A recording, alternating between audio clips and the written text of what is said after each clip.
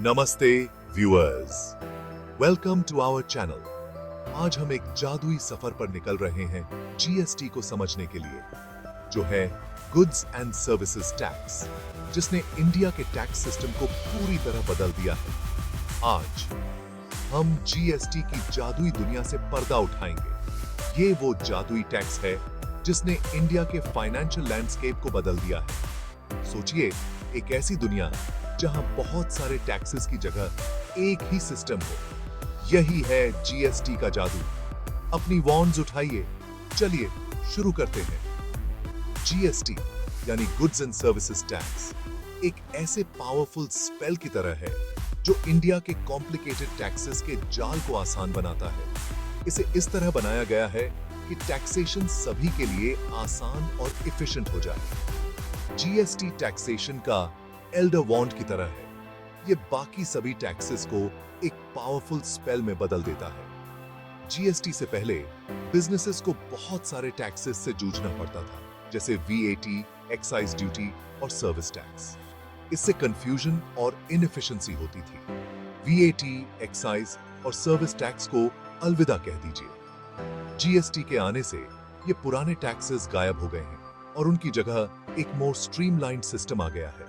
इसका मतलब है कम पेपर वर्क और बिजनेसेस के लिए ज्यादा क्लैरिटी। अब चाहे आप चाय बेच रहे हो या ब्रूमस्टिक्स, जीएसटी आपके साथ है।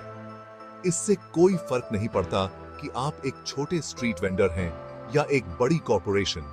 जीएसटी सभी पर लागू होता है, जिससे सबको एक समान अवसर मिलता है। इंट्रा स्टेट और इंटर स्टेट, ये हैं हमारे जादुई रेल्म्स। जीएसटी दो मुख्य प्रकार का होता है, इंट्रा स्टेट जीएसटी और inter state GST.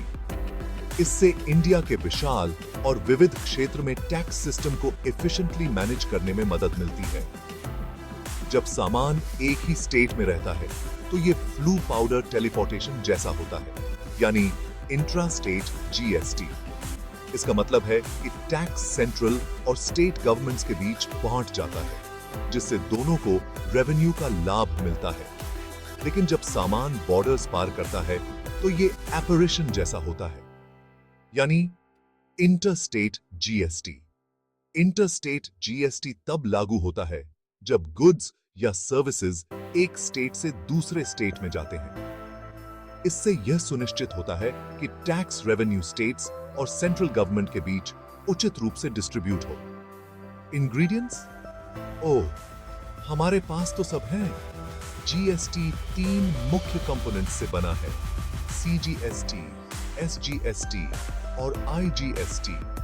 CGST, SGST और आईजीएसटी ये फीनिक्स फेदर्स, यूनिकॉर्न हेयर और ड्रैगन स्केल्स जैसे हैं। सीजीएसटी का मतलब है central goods and services tax. SGST का मतलब है state goods and services tax और आईजीएसटी का मतलब है integrated goods and services tax. इन्हें सही से मिलाओ और लीजिए टैक्स हार्मनी।